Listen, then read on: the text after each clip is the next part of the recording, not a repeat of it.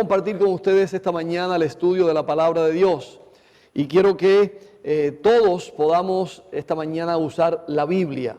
Si hay alguien que quiere ayudarme allí en la computadora, Yeser, ¿no está aquí? ¿Sí? Yeser puede ayudarme allí para poner los textos bíblicos, irlos cambiando allí y los utilizando para utilizar allí que ustedes puedan tener la Biblia. ¿Cuántos tienen Biblias aquí esta mañana? Biblia física. Yo les invito a que usen sus Biblias físicamente. También va a estar puesto allí para los que no tienen su Biblia y pueden leerlo.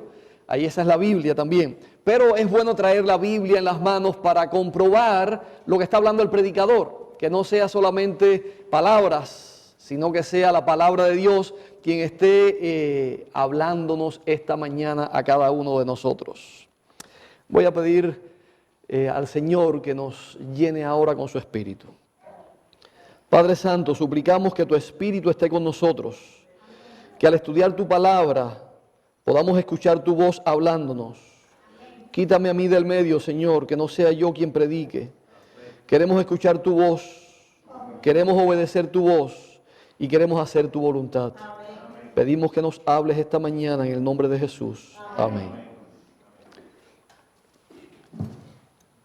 ¿Qué cosa es justicia por la fe? ¿Qué cosa es ser justificados por la fe? Generalmente pensamos en hacer cosas para ser salvos. Y cuando predicamos acerca de la obediencia a Dios y cuando predicamos acerca de guardar los mandamientos de Dios, muchas personas piensan que somos legalistas y que nos estamos olvidando de que somos salvos por la gracia, que somos justificados por la fe, no por las obras. Así que en estos días he tenido algunos debates en internet porque los temas que he estado predicando últimamente acerca de la obediencia a Dios, acerca de la victoria sobre el pecado, muchas personas lo malentienden y muchas personas nos acusan de ser legalistas y de estar pensando en ganar la salvación a través de méritos, a través de nuestras obras. Pero nada más lejano de eso. En realidad, la justicia por la fe necesitamos entenderla. Y necesitamos entender qué significa ser salvos por la gracia. Porque hay varios conceptos acerca de esto. Y hay conceptos adventistas acerca de la salvación por la gracia y hay conceptos evangélicos no adventistas acerca de la salvación por la gracia. Y necesitamos tener nuestros conceptos basados y cimentados en la palabra de Dios, basados y cimentados en lo que Dios dice y lo que Dios quiere que nosotros creamos, no en lo que yo u otra persona o teólogo alguno nos quiera enseñar. No podemos guiarnos por teólogos. No podemos guiarnos por pastores, aunque a veces tenemos que escuchar la predicación del pastor, tenemos que escuchar lo que dicen los teólogos, pero como decía el apóstol Pablo de los Bereanos, comprobando si estas cosas son ciertas. No se deje solamente enseñar por lo que dice una persona o por lo que dice un teólogo. Comprueben la palabra de Dios. La Biblia dice en Apocalipsis capítulo 12 que el dragón se llenó de ira contra la mujer y se fue a hacer guerra contra los que guardan los mandamientos de Dios y tienen el testimonio de Jesucristo. Y digo esto y lo repito casi cada vez que predico, porque nosotros necesitamos comprobar todas nuestras creencias por la palabra de Dios, a la ley y el testimonio. ¿Y cuál es el testimonio? El testimonio de Jesucristo a través de los profetas. Ese es el testimonio de Jesucristo a través de los profetas. Y el dragón se llenó de ira contra los que tienen los mandamientos de Dios y el testimonio de Jesucristo, que para nosotros, además de todos los profetas bíblicos, también es el espíritu de profecía a través del Elena G. de White. Así que no nos avergonzamos de utilizar el espíritu de profecía por medio del Elena G. de White. Pero nuestras doctrinas no están basadas en Elena G. de White. ¿Queda claro eso? Nuestras doctrinas adventistas no están basadas en Elena G. de White. Ella fue utilizada por Dios para aclarar, para profundizar, para desarrollar nuestras doctrinas, para mostrarnos a través de la Biblia cuál es la verdad de la palabra de Dios. Por eso, a veces, algunas personas piensan que nosotros nos basamos en Elena G. de White, pero no es así. Nuestras doctrinas están totalmente basadas 100% en la Biblia, la palabra de Dios. Pero si no fuera por el espíritu de profecía, nosotros estaríamos perdidos en el conocimiento de la palabra de Dios.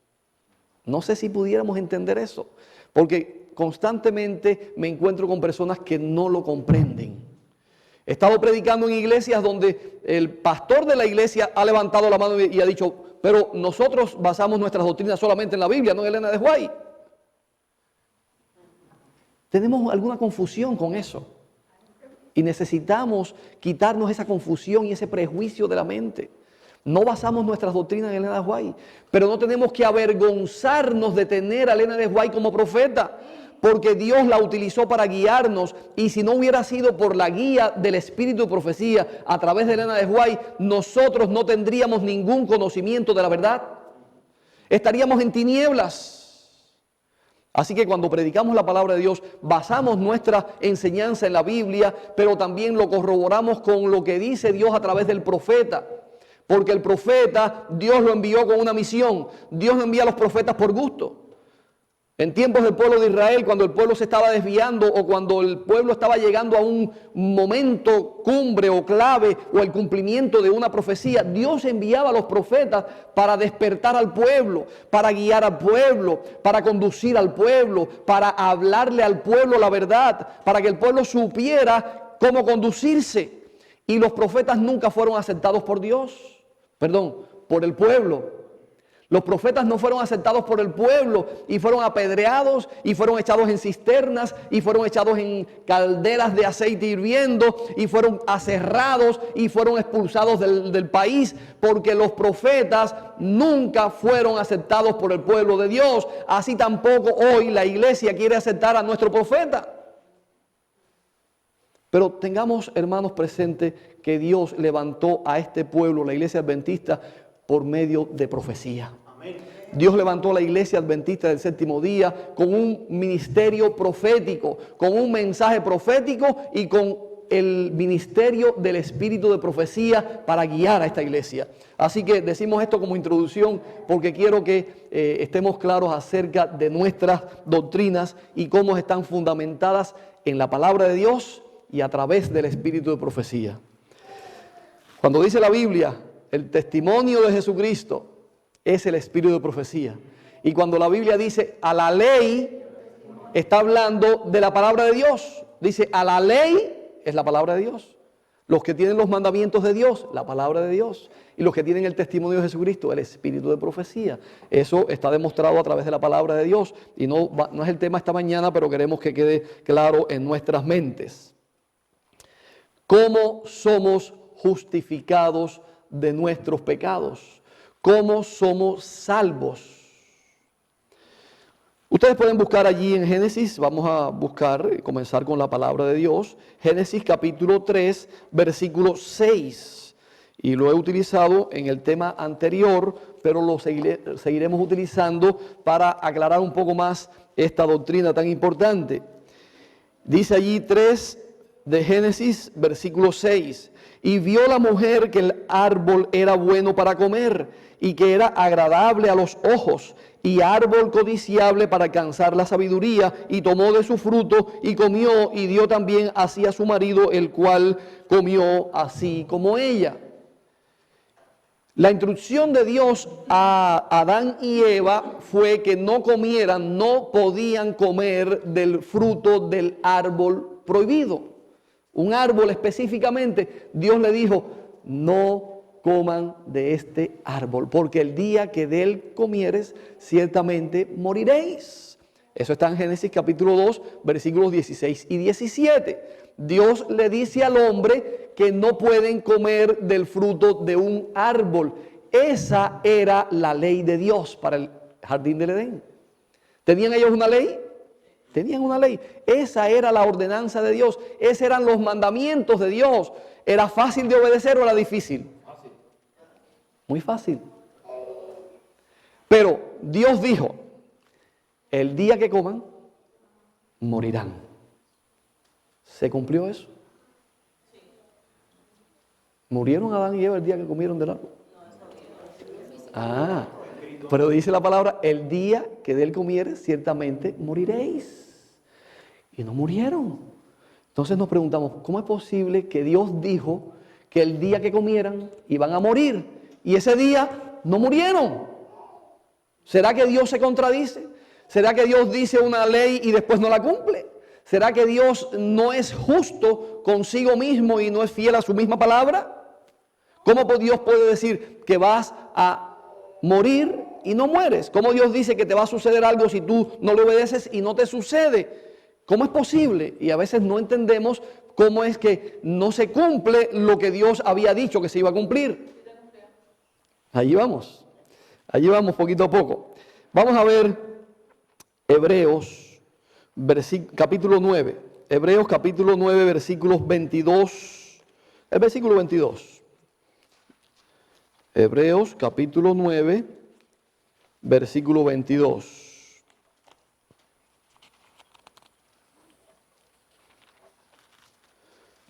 A ver qué dice allí la palabra de Dios. Dice, y casi todo es purificado según la ley con sangre, y sin derramamiento de sangre no se hace remisión. El día que Adán y Eva pecaron, alguien murió. Porque dice, el mandamiento de Dios decía que el día que comieres ciertamente morirás. Pero no murieron Adán y Eva. Alguien murió en su lugar. ¿Quién murió? El Cordero. ¿Cómo sabemos que murió el Cordero? Lo que acabamos de leer en Génesis 3:21. Dice que Dios vistió a la mujer y al hombre con pieles. ¿Y de qué son las pieles? De un cordero, de un animal que tuvo que morir. Así que ese día en que murió Adán, que pecó Adán y Eva, murió alguien, murió un cordero en el lugar de Adán y Eva. Pero decimos, bueno, pero no era el cordero que tenía que morir, era Adán y Eva. Ahora, el pecado es la transgresión de la ley de Dios. Primera de Juan 3:4. Dice que el pecado es transgresión de la ley de Dios. Y el pecado tiene consecuencias. El día que pecares, ciertamente morirás. La paga del pecado es muerte. Así que ya sabemos que el pecado, la consecuencia es la muerte. Y tiene que haber muerte para que haya perdón, para que haya remisión, para que haya expiación del pecado. Eso se llama expiar el pecado, se llama quitar el pecado, se llama pagar la culpa del pecado. Así que aquel día Dios trajo un cordero y lo sacrificó. Si ustedes van a todo el símbolo del cordero a través del Antiguo Testamento, van a ver en el pueblo de Israel se utilizó siempre el cordero como símbolo de aquel que iba a morir por los pecados de Adán y Eva y por los tuyos y por los míos, por todos los pecados. ¿Recuerdan ustedes allí cuando Juan está bautizando en el río Jordán y ve a Jesús venir? ¿Y qué dice? He aquí el Cordero de Dios que quita el pecado del mundo. Así que el Cordero se refiere todo el tiempo ¿a quién? A Cristo. Hace poco conversando con el hermano Eugenio, él me decía, estábamos conversando acerca de este tema, ¿cómo es posible que los pecados de todos los que murieron antes de que Cristo muriera, todos los que pecaron antes de que Cristo diera su vida, fueron perdonados o fueron... ¿Quién los perdonó? Porque los que morían era el corderito, Cristo no había muerto. Y estábamos estudiando acerca de ese tema y le dije, bueno, tenemos que buscar un poquito acerca de eso, porque realmente Cristo no murió hasta que vino a la tierra y entonces murió. ¿Será eso bíblico? ¿Dónde quedaron? Hay un versículo que nos dice. Veamos Apocalipsis capítulo 13, versículo 8. Apocalipsis 13, 8. Ahí está hablando de la adoración a la bestia. pero dice algo al final del versículo muy interesante. Y la adoraron todos los moradores de la tierra cuyos nombres no estaban escritos en el libro de la vida del Cordero, que fue inmolado desde el principio del mundo, de la creación del mundo. ¿Desde cuándo fue inmolado Cristo Jesús? Pensamos que Cristo Jesús realmente vino y murió cuando nació en la tierra, pero dice aquí que fue inmolado desde la creación del mundo. Así que Cristo en realidad había entregado ya su vida desde la creación del mundo. Desde que se proyectó crear al ser humano, desde que se proyectó crear esta tierra al hombre y que pudiera caer en pecado, Cristo ofreció su vida. Cristo dijo, yo doy mi vida si el hombre cae en pecado. Yo me hago responsable. Así que en sentido literal, Cristo estaba dando su vida por el ser humano. A veces dar su vida no significa en el momento preciso estar muriendo. Por ejemplo, ustedes recuerdan cuando José fue fiel a Dios allí frente a la mujer de Potifar. ¿Creen ustedes que él se estaba jugando la vida? Él ofreció su vida. Literalmente él murió, él dio su vida. Él no le importaba dar su vida por ser fiel a Dios. Él dio su vida. Los 3 jóvenes hebreos en el horno de fuego, ¿qué hicieron? Dieron su vida. ¿Murieron ese día? ¿Dieron su vida? Quiere decir, Daniel en el foso de los leones dio su vida. Esther, la reina Esther, ofreció su vida. Quiere decir que la persona puede ofrecer su vida y no necesariamente tiene que morir en ese momento. Está ofreciendo su vida. La está poniendo como pago, está dispuesto a entregar su vida. Cristo estaba pagando el precio del pecado antes que el hombre pecara.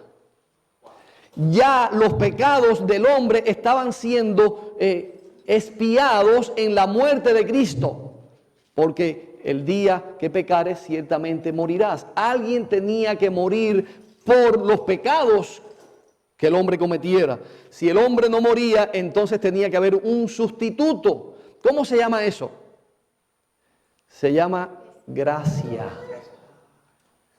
Eso se llama gracia. Cuando alguien paga por ti, estás recibiendo gracia. Eso fue lo que hizo Cristo con el ser humano. Al morir en la cruz del Calvario, Él extendió su gracia. Al dar su vida desde antes de la creación del mundo, Él estaba ofreciendo gracia para el ser humano. Él estaba cubriendo el pecado del ser humano para expiarlo, para pagarlo por el hombre. En lugar de que el hombre pagara por su pecado, en lugar de que el hombre recibiera las consecuencias de su pecado, Él estaba pagando por el hombre. Eso es la gracia. Así que somos salvos por gracia o por obras. ¿Por qué somos salvos por gracia? Porque nosotros no podemos pagar las consecuencias del pecado. Si nosotros pagáramos las consecuencias del pecado, no tendríamos opción de vida eterna. Una forma irónica sería muriendo ya. Se murió y se acabó. Pero no tendríamos opción de vida eterna. Por eso la gracia solamente es la muerte de Cristo en tu lugar. Eso significa salvos por la gracia. Tú no puedes pagar por tu salvación. Si tú pagas por tu salvación, tú no puedes ser salvo. Porque la paga del pecado es muerte. Por lo tanto, no es vida. Pero para que tú puedas vivir, Cristo pagó el precio del pecado. Así que Él tomó el lugar que debía tomar el ser humano después del pecado. Eso es salvación por la gracia. Por mucho que tú quieras pagar, por mucho que tú quieras esforzarte, por mucho que tú quieras obedecer la ley de Dios, por muchas obras buenas que tú quieras hacer, no puedes pagar el precio del pecado. Eso es justificación por la fe. Eso es salvación por la gracia. No podemos pagar por nuestra salvación. Por más que guardemos la ley de Dios, por más que hagamos obras, como hablábamos el sábado pasado, por más que dejemos de vivir en este mundo, o por más que dejemos las cosas del mundo, por más que nos sacrifiquemos humanamente, por más que hagamos cualquier cosa, no merecemos la salvación. ¿Merecemos qué cosa? La muerte, porque la paga del pecado es muerte. ¿Y hay alguien aquí que no haya pecado? Entonces merecemos ¿qué? La muerte. Por lo tanto, sois salvos por gracia. Por más que se esfuerce, no puedes alcanzar la salvación por ti mismo. Solamente por Cristo Jesús. Ahora bien, el pecado realmente es algo que separa al hombre de Dios. Es algo que hace división entre el hombre y Dios. Por eso Cristo tuvo que venir y tomar el lugar que tomó para volver a restablecer la relación entre Dios y el hombre. Cristo vino y Él entonces tomó nuestro lugar, tomó el lugar que el hombre le pertenecía para morir. Pero no solamente tomó el lugar del hombre para morir, también tomó el lugar del hombre para vivir como el hombre debía haber vivido sin pecado. Porque siempre pensamos que Jesús era nuestro sustituto, que Jesús vino y nos sustituyó y entonces Él vivió en forma vicaria, Él murió en forma vicaria. ¿Qué significa vicario? Significa para Él y para nosotros. Así que muchas personas creen en que Cristo guardó la ley en forma vicaria. Ya Él la guardó por Él y por mí, yo no tengo que guardarla. Vicaria. Él murió por Él y por mí, ya yo no tengo que morir. Él entonces hizo todo en forma vicaria, ya yo no tengo que hacerlo. ¿Será eso lo que significa la vida de Cristo?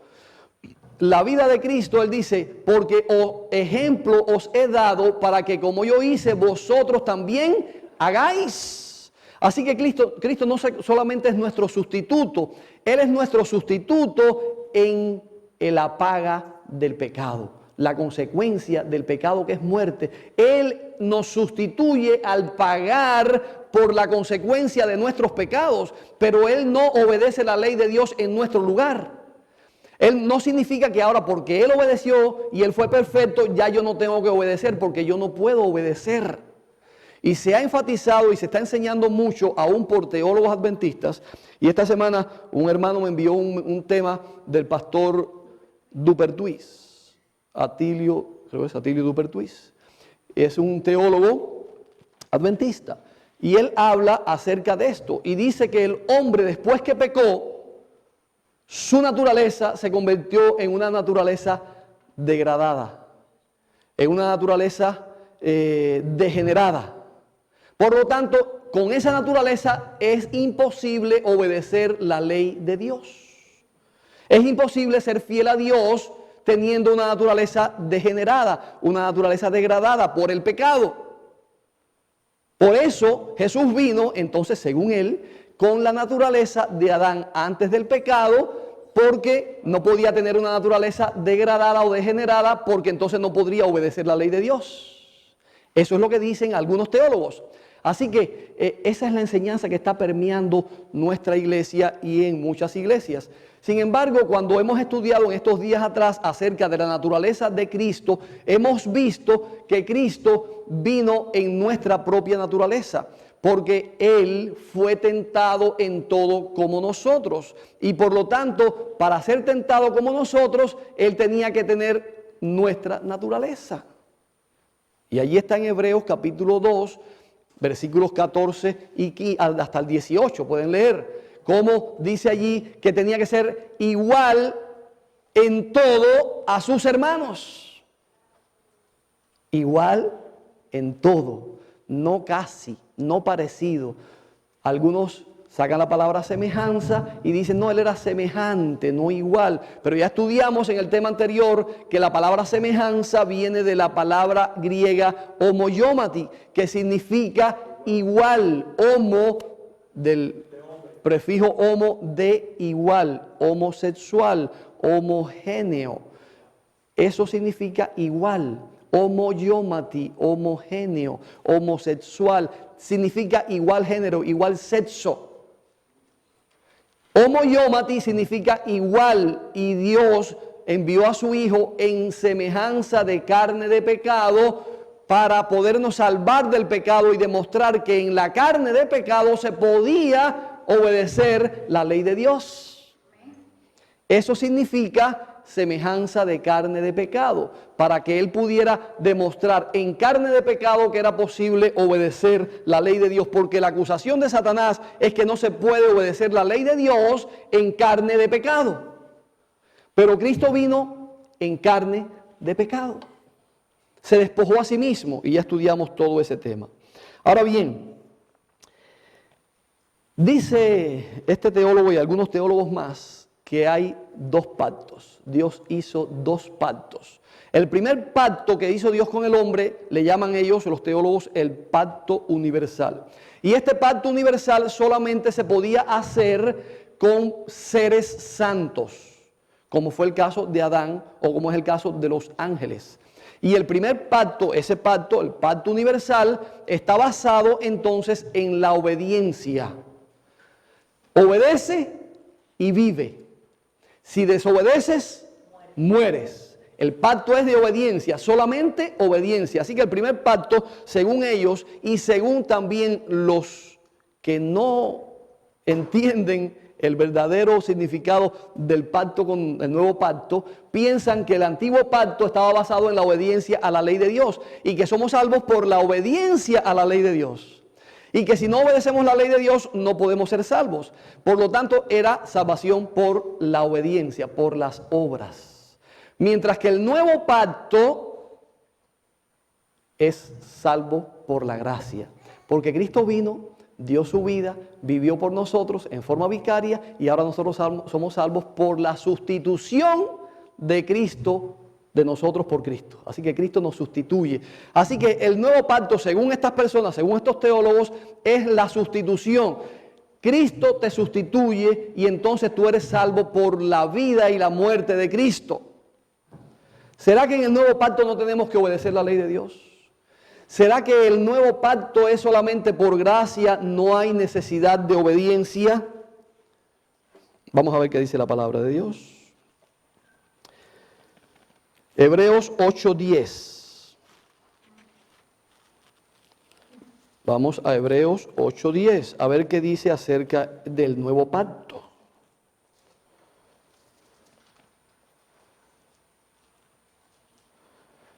Por lo cual este es el pacto que haré con la casa de Israel. ¿De qué está hablando? Del nuevo pacto. Porque si ustedes leen anteriormente, dice que no pudieron obedecer el antiguo pacto hecho con Moisés y con el pueblo de Israel. Ahora está diciendo, este es el nuevo pacto que voy a hacer con la casa de Israel. ¿Cuál es la casa de Israel ahora? Nosotros lo estudiamos ahorita en la lección de escuela sabática. Ahora somos la casa de Israel porque en el año en que murió Esteban, se acabó la oportunidad para el pueblo de Israel como pueblo, como nación. Ahora la casa de Israel somos nosotros, la iglesia de Cristo Jesús. Y ahora nos está hablando a nosotros, dice el versículo 10, por lo cual este es el pacto que haré con la casa de Israel. Después de aquellos días, dice el Señor, quitaré mis leyes de su mente y de su corazón y ya no tendrán que obedecer más. Pondré mis leyes. ¿Cómo? Pero el pacto nuevo no es por la gracia. ¿Cómo va a ser por la ley? Vamos a leer otra vez. Después de aquellos días, dice el Señor, pondré mis leyes en la mente de ellos y sobre su corazón las escribiré y seré a ellos por Dios. Porque en el otro pacto ellos la escribían. La ley en el choque ahora tenía que estar aquí como la tenía Adán en su corazón. No teníamos nada. El nuevo pacto no te exime de obedecer la ley de Dios. El nuevo pacto te transforma tu corazón para que tú obedezcas la ley de Dios en tu propia naturaleza.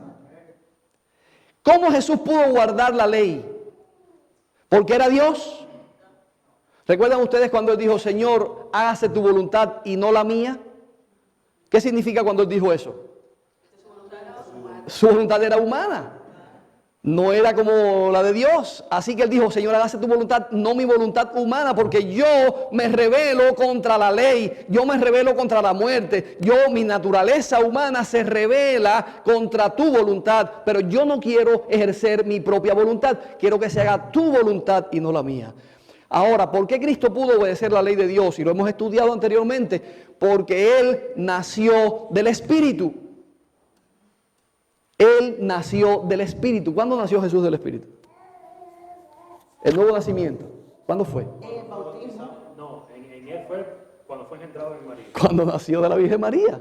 Él nació de María y del Espíritu Santo. Dice que el Espíritu engendró en María. Así que Jesús nació del Espíritu Santo. Él no necesitaba el nuevo nacimiento. Pero nosotros, para poder guardar la ley de Dios, para poder tener la ley de Dios en nuestra mente y en nuestro corazón, tenemos que nacer de nuevo. Por eso fue que cuando se bautizó dio ejemplo de cosas. Sí, en el bautismo y en cada ocasión de su vida. Si tenemos que seguir a Cristo, tenemos que morir también. Ahora nosotros morimos simbólicamente al bautizarnos y renacemos simbólicamente cuando salimos. Es un nuevo nacimiento, una nueva criatura. No podemos obedecer la ley de Dios en nuestra naturaleza. Eso es cierto.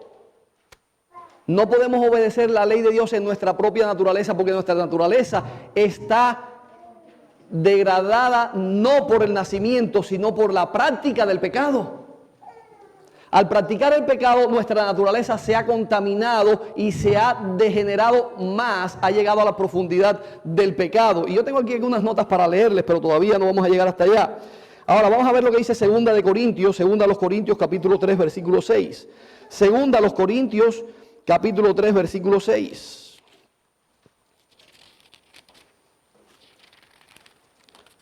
Vamos a ver lo que nos dice el apóstol Pablo, que habla mucho acerca de este asunto del pecado, de la gracia y de la justificación por la fe. Capítulo 3, versículo 6. Dice él, el cual asimismo nos hizo ministros componentes de un nuevo pacto, no de la letra, sino del Espíritu. Porque la letra mata, mas el Espíritu vivifica, da vida. Así que, somos el nuevo pacto, ¿en qué cosa es? En el Espíritu. Es en la transformación que hace el Espíritu en nuestra vida. No es que no vamos a obedecer, no es que vamos a obedecer la ley de Dios porque nosotros humanamente podemos guardar la ley de Dios. ¿Qué pasó con el pueblo de Israel cuando no pudo cumplir el primer pacto? Que Moisés recibió la ley en el Sinaí, bajó del monte y le dijo al pueblo las palabras que Dios le había dicho. ¿Qué dijeron los líderes? Todo lo que Dios ha dicho, haremos. ¿Y qué pasó? No pudieron. No pudieron hacerlo. ¿Por qué no pudieron hacerlo? Porque creían que podían hacerlo por ellos mismos. No entendían que ellos mismos no podían hacerlo. Igual que nosotros no podemos guardar la ley de Dios por nosotros mismos. Necesitamos del Espíritu Santo. Necesitamos de Jesucristo para que Él transforme nuestra vida y podamos obedecer la ley de Dios. Por eso la semana pasada estábamos hablando del nuevo nacimiento. Si no nacemos de nuevo, es imposible guardar la ley de Dios. Es imposible que podamos amar las cosas de Dios. Pero en realidad nosotros necesitamos nacer. Miren lo que dice esta nota del Espíritu de Profecía en el libro La Maravillosa Gracia. El capítulo se llama La Promesa del Hombre. Durante su servidumbre, el pueblo había perdido en alto grado el conocimiento de Dios y de los principios del pacto de Abraham. ¿Cuándo habían perdido? Durante la servidumbre, estaban como esclavos en Israel, habían perdido el conocimiento de Dios, habían perdido el pacto que Dios había hecho con Abraham, ya no sabían nada de eso, se habían olvidado de todas esas cosas. Como habían vivido en un ambiente de idolatría y corrupción, fíjense lo que dice aquí, ¿por qué se habían corrompido? ¿Por qué se habían apartado de Dios? Porque habían vivido en un ambiente de idolatría y corrupción. Por eso no tenían un concepto verdadero de la santidad de Dios, de la extrema pecaminosidad de su propio corazón. Y aquí las personas dicen, ahí está, la extrema pecaminosidad de su propio corazón. Entonces es de nacimiento. Pero está diciendo anteriormente que fue ¿por qué? Por los años de esclavitud en medio de un ambiente de idolatría y de corrupción. Por eso su corazón se corrompió, por el ambiente en el cual se estaban desarrollando y estaban viviendo. Se corrompieron por lo que estaban viviendo, por su vida, por su decisión, por los pecados que cometían. Ahora dice, fíjense lo que dice aquí, no sabían ellos de su total incapacidad para obedecer la ley de Dios. Entonces no podían obedecer la ley de Dios. Y de la necesidad de un Salvador. El único que puede hacer que nosotros obedezcamos la ley de Dios, ¿quién es? El Salvador. No está diciendo aquí que no pueden obedecer la ley de Dios, está diciendo que no pueden obedecer la ley de Dios sin un Salvador. No podemos obedecer la ley de Dios sin Jesucristo. No podemos obedecer la ley de Dios sin el Espíritu Santo. Pero no está significando que no podemos obedecer la ley de Dios. Porque los que quieren decir que no hay que obedecer la ley de Dios, dicen, es que no se puede obedecer la ley de Dios. Es cierto, no se puede obedecer la ley de Dios sin el Espíritu Santo, sin la intervención de Cristo. Pero dice más, los israelitas no comprendían que sin Cristo les era imposible guardar la ley de Dios, que sin Cristo les era imposible guardar la ley de Dios. Por lo tanto, con Cristo es posible. Sin Cristo es imposible, con Cristo es posible. Y en eso nos basamos. Ese es el argumento. Nosotros creemos que sí podemos guardar la ley de Dios en Cristo, no por nosotros mismos. Dice Apocalipsis 12:13, porque ellos le han vencido por medio de la sangre del Cordero. No le han vencido por medio de sus propios méritos, por medio de su propia obediencia. Le han vencido por los méritos de la sangre del Cordero. Pero ¿qué han hecho? Han vencido. ¿Se dan cuenta? Hay que vencer, no por nosotros mismos, sino por los méritos de la sangre de Cristo. Entonces podemos vencer el pecado. Hay otra nota más que traigo aquí para ustedes que me impresionó grandemente. Dice allí, los que creen en Cristo, está en Sign of the Times del 23 de julio de 1902. Los que creen en Cristo y guardan sus mandamientos no están bajo las ataduras de la ley de Dios. Aquí voy, porque cuando leemos esto hasta allí, y recuerden una cosa, lo que pasó en 1957 con el libro Question and Doctrine fue, pregunta sobre doctrina en español, fue que los dirigentes adventistas que hicieron, pusieron o añadieron las notas del Espíritu de Profecía cortadas, manipuladas, cortaban hasta donde ellos les convenía y entonces no ponían la otra parte, de manera que decían un mensaje truncado, no decían la verdad completa de lo que pensaba o decía el Espíritu de Profecía. Ahora, cuando leemos esta nota, si la dejamos hasta allí, ¿qué idea nos da? Leamos otra vez. Los que creen en Cristo y guardan sus mandamientos no están bajo las ataduras de la ley de Dios. Pero fíjense que dice aquí, creen en Cristo y guardan sus mandamientos, pero no escuchamos eso. No escuchamos eso. No están bajo las ataduras de la ley. Entonces pensamos, no hay que guardar la ley, pero si dijo primero que hay que guardar sus mandamientos. No está bajo la condenación de la ley. Bajo la condenación de la ley, ni tampoco la ley es una atadura para ti, es decir, no es como un yugo, dice el Señor, porque mi yugo es fácil y ligera mi carga. Pero nosotros pensamos que la ley de Dios es una carga pesada, es una atadura, es algo que nos esclaviza. Pero sigamos leyendo. Sigamos leyendo. Los que creen en Cristo y guardan sus mandamientos no están bajo las ataduras de la ley de Dios, porque para los que creen y obedecen su ley no es una ley de servidumbre, sino de libertad. ¿Quiénes son libres? ¿Los que obedecen o desobedecen? La libertad está en obedecer. Si tú no obedeces, eres cautivo, eres esclavo, eres preso porque la ley te condena. Por lo tanto, necesitamos obedecer para ser libres. El que es obediente es libre. Pero dice más esta nota. Todo el que por la fe obedece los mandamientos de Dios alcanzará, escuchen esto, todos los que por la fe obedecen los mandamientos de Dios alcanzará la condición sin pecado en que vivía Adán antes del pecado.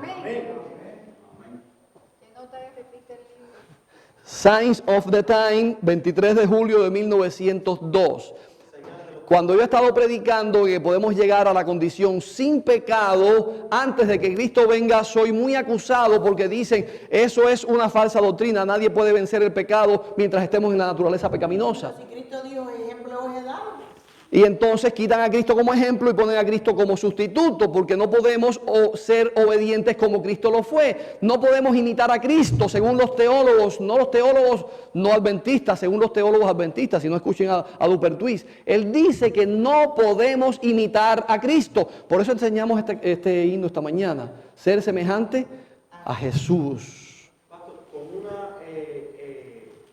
Todo el que cree en Cristo, que confía en el poder protector del Salvador resucitado, que resiste la tentación e imita aún en medio del mal el modelo dado por Cristo. Todo el que imita aún en medio del mal el modelo dado por Cristo. ¿Podemos imitar o no imitar a Cristo? Todo el que imita el modelo dado por Cristo por la fe en el sacrificio expiatorio de Cristo llegará a participar de la naturaleza divina. Hermanos, sí podemos llegar a ser participantes de la naturaleza divina. Eso lo dice Segunda de Pedro. Nosotros podemos llegar a ser participantes de la naturaleza divina. Eso significa que podemos llegar a vencer el pecado así como Cristo lo venció. Que nosotros podemos tener la naturaleza de Cristo, que dice también el apóstol Pablo, pero vosotros tenéis la mente de Cristo. Así que nosotros podemos llegar a vencer el pecado así como Cristo lo venció. Y eso significa justificación por la fe. Somos justificados por la fe de Cristo, no por la fe en Cristo solamente. Porque algunos dicen, no, tenemos que tener fe en Cristo, en los méritos de Cristo, lo que Cristo hizo por mí. Pero dice, los que son de la fe de Jesús, los que tienen la fe de Jesús. ¿Qué fe tenía Jesús? ¿La fe en sí mismo? En el Padre. Él tenía la fe en el Padre, él tenía la fe en Dios, él vino a hacer la voluntad de Dios. Así nosotros tenemos también que tener la fe de Jesús, la fe en Dios, la fe en nuestro Padre, que Él nos va a dar la victoria sobre el pecado, que Él va a transformar nuestra naturaleza de una naturaleza pecaminosa en una naturaleza espiritual. Y eso es lo que dice totalmente el capítulo 7 y el capítulo 8 de Romanos, que hemos estado estudiando anteriormente. Pablo está diciendo que nosotros en nuestra carne queremos hacer lo malo.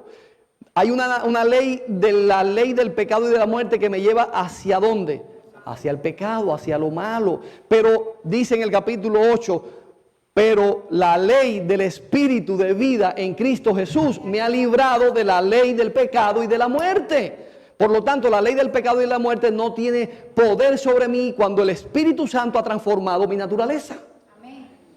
Ya entonces yo no me dejo guiar por los deseos de la carne. Ya yo no hago mi voluntad, sino la voluntad de Cristo Jesús que vive en mí. Ya no vivo yo, mas vive Cristo en mí. Hermano, eso es la verdadera justificación. Y no traje la nota porque la leí hace unos días atrás también en un tema, la tengo allí, donde dice Elena G. de White que la verdadera justificación por la fe, el verdadero manto de justicia que nosotros tenemos que tener es el carácter de Cristo en nuestras vidas. Cuando tenemos el carácter de Cristo en nuestras vidas, entonces tenemos el manto de justicia de Cristo. El manto de justicia de Cristo no va a ser puesto sobre el pecado, sobre aquellos que estén practicando el pecado. El manto de justicia de Cristo es puesto sobre aquellos que estén luchando y venciendo el pecado. Amén. No por sus propios méritos, no por su propia fuerza, no en su propia naturaleza, sino a través del Espíritu Santo que puede vivir en nosotros. Amén. Esa es justificación por la fe. Cristo pagó por nuestros pecados. Cristo tomó nuestro lugar porque nosotros no podíamos pagar por nuestros pecados. Pero ahora Él pone su ley en nuestra mente y en nuestro corazón a través del Espíritu Santo, a través del nuevo nacimiento. Y ahora somos obedientes no porque la ley me obliga, sino porque el Espíritu Santo me ha transformado. Por eso entonces podemos obedecer la ley de Dios. Que el Señor nos bendiga y que podamos aprender a ser justificados en Cristo Jesús, no por nuestros méritos, sino por los méritos de Cristo. Que el Señor les bendiga.